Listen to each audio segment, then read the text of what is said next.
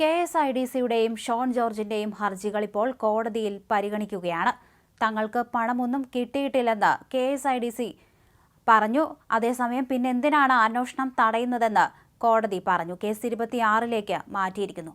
വിശദീകരണം ചോദിച്ചെങ്കിലും മറുപടി പറഞ്ഞില്ല എന്നാണ് KSIDC പറഞ്ഞിരിക്കുന്നത്. എന്നാൽ KSIDC CMRനോട് ചോദിച്ച ആ ചോദ്യം എന്തെന്ന് കോടതി ആവശ്യപ്പെടുകയായിരുന്നു. അതേസമയം രേഖകൾ ഹാജരാക്കാൻ 2 ആഴ്ചത്തെ സമയം തേടിയിരിക്കുകയാണ് KSIDC. ഹർജികൾ നിലനിൽക്കുമ്പോൾ അറസ്റ്റ് ഉണ്ടാവില്ലെന്നും കോടതി പറഞ്ഞു. അന്വേഷണം നടക്കട്ടെയെന്ന് കോടതി വാക്കാൽ പരാമർശിക്കുകയും ചെയ്തു. എന്തായാലും മുഖ്യമന്ത്രിയുടെ മകൾ വീണ വിജയന് ഇന്ന് നിർണായക ദിനം തന്നെയായിരുന്നു.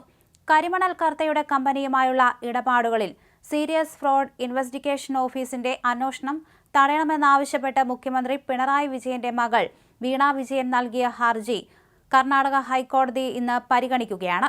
വീണ വിജയന്റെ കമ്പനിയായ എക്സാലോജിക്കിന്റെ പേരിൽ നൽകിയ ഹർജി ജസ്റ്റിസ് M നാഗപ്രസന്നയുടെ ബെഞ്ചാണ് പരിഗണിച്ചത്. SFI അന്വേഷണം തടഞ്ഞുകൊണ്ട് ഇടക്കാല ഉത്തരവ് അനുവദിക്കണമെന്നായിരുന്നു ഹർജിയിലെ ആവശ്യം.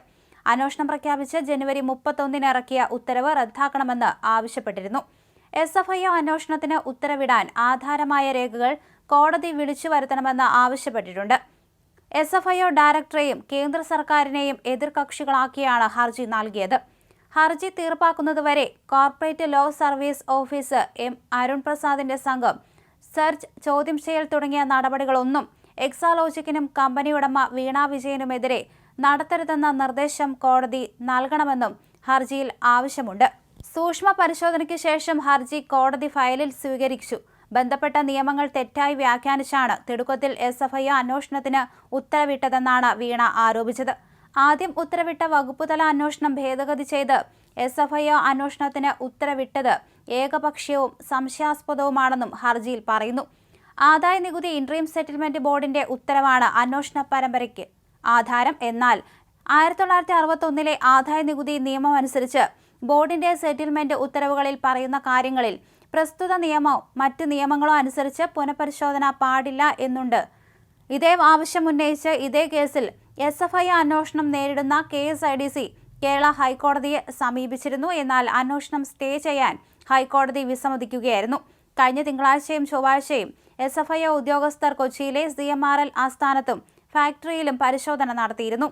ബിസിനസ് വളർച്ചയ്ക്കായി നിരവധി രാഷ്ട്രീയക്കാർക്കും മുഖ്യമന്ത്രി പിണറായി വിജയന്റെ മകൾ വീണയ്ക്കും CMRL കോടികൾ സമ്മാനമായി നൽകിയെന്ന കേസിലാണ് അന്വേഷണം പുരോഗമിക്കുന്നത്. സുപ്രീം കോടതിയിലെ മുതിർന്ന അഭിഭാഷകൻ GS വൈദ്യനാഥാണ് കേസിൽ KSIDCക്ക് വേണ്ടി ഹാജരായത്.